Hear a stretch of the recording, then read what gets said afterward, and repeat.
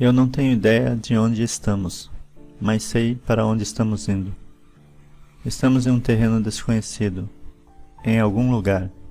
Isso vai levar tempo para ser superado. Agora está na hora de refletir. Nós não podemos desperdiçar nossa jornada.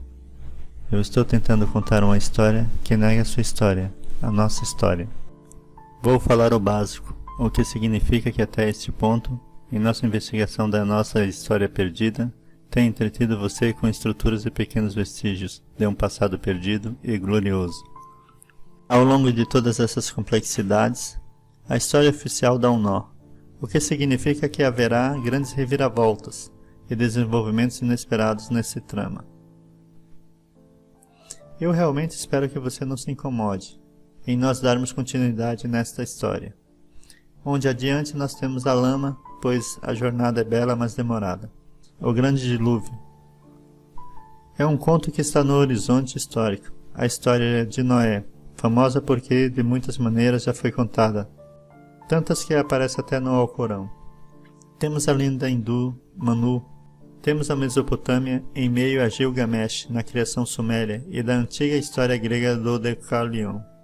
De fato, há tanta abundância de diferentes referências da grande enchente, mas fazer uma lista seria uma grande perda de tempo, porque estou descrevendo uma matemática inundada, podendo ser vista em diversos contos de diversas religiões, em que algum momento da nossa história e tantas das narrativas compartilham uma premissa semelhante, que Deus e todos os deuses que estão infelizes com a sua criação e instruem a construir uma embarcação para salvar o escolhido, sua família, enquanto o resto do mundo se afoga nas águas desse imenso dilúvio, deliberadamente escondendo a verdade e causando pânico nos que ficam para trás. Não podemos dizer que é uma indicação clara de que é uma grande inundação mundial, mas não deixa dúvida que algo aconteceu. Um reset. Um grande reset. Mas não sabemos por que isso aconteceu. Só dispomos de pistas de um imenso jogo, onde há uma trama com espectadores e atores que sempre são trocados. Essa história é contada na Bíblia e muitas vezes corrigida por edições posteriores. A Bíblia é um dos maiores livros e obras literárias já escritas mais vistas do mundo.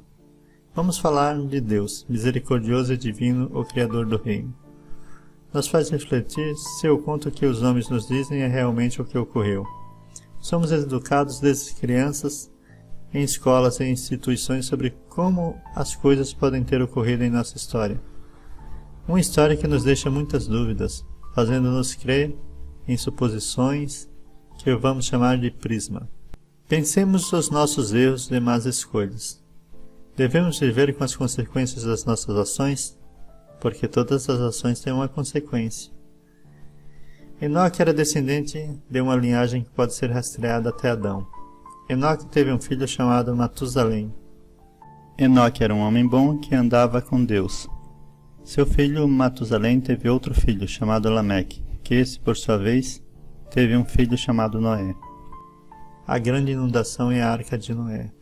Então Deus, insatisfeito com o pecado do homem e a sua falta de comprometimento com ele, decidiu mandar nuvens pesadas e carregadas de chuvas para o início do grande dilúvio. Então Noé e sua família, por serventia a Deus, foi poupado e foi instruído a construir uma grande arca, onde nesta arca se salvaram do dilúvio. A maioria dos grandes eventos, no geral, ocorrem para controlar as massas, ou é mera mitologia.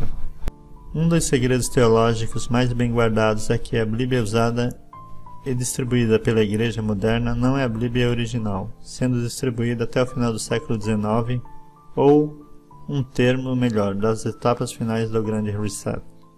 A Bíblia do Rei James veio com os livros adicionais, coletados e referidos como o Apócrifo. A impressão da Bíblia do Rei James ocorreu em 1885, mas a dispersão da Bíblia começou muito antes de 1885.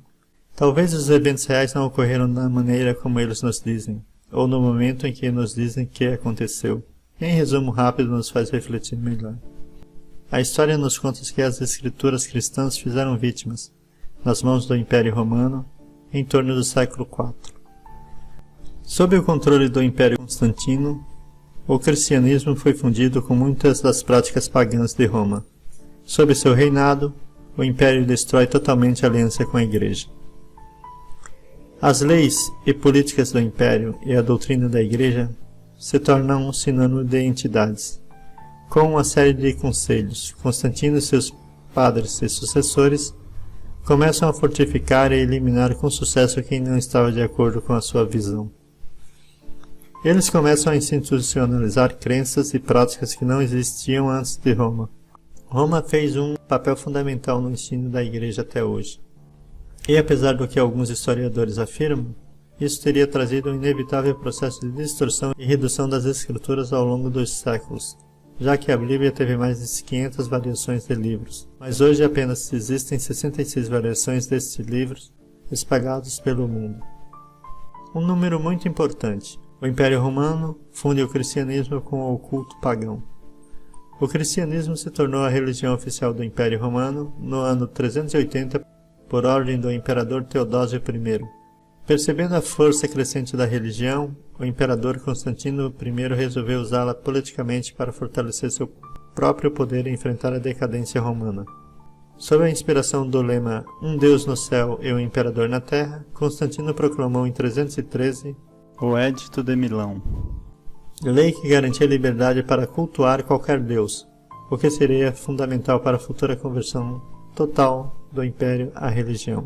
Vemos os controladores uma vez tentando afastar as pessoas das escrituras e dos jovens, e convencer milhões de pessoas de que nada mais é uma coleção de histórias de nossos mentores e ancestrais primitivos, que tentavam dar sentido ao mundo ao seu redor.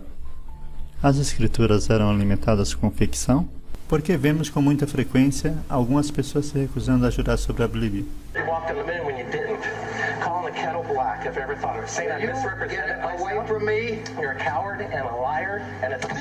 Porque os astronautas mentiriam e participariam de uma das maiores mentiras dos tempos antigos, escondendo a realidade da viagem para a grande ficção do espaço, o pouso do homem na Lua. Há consequências que vêm com o preço do peso do juramento que não pode ser feito.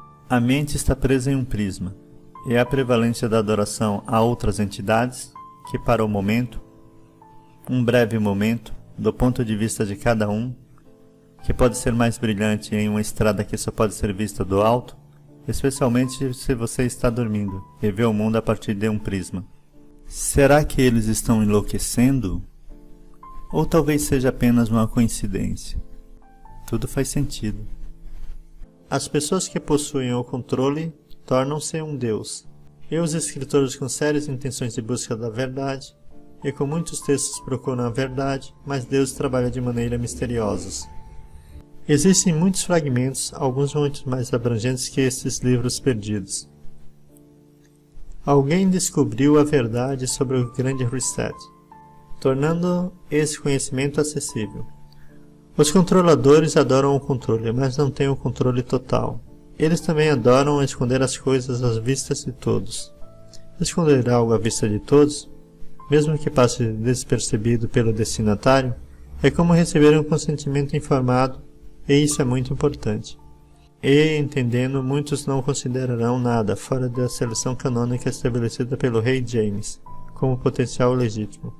Mais uma vez, esse é outro prisma, e se mantém muito enraizado em não se aproximar da verdade. Nesse sentido, a reforma ou grande redução das escrituras tem sido um sucesso, mas também entenda a hesitação em relação aos textos extras escritas, que esses sejam fraudulentos ou falsificados. E por isso é necessário cruzar esses textos com os livros contidos na Bíblia canônica.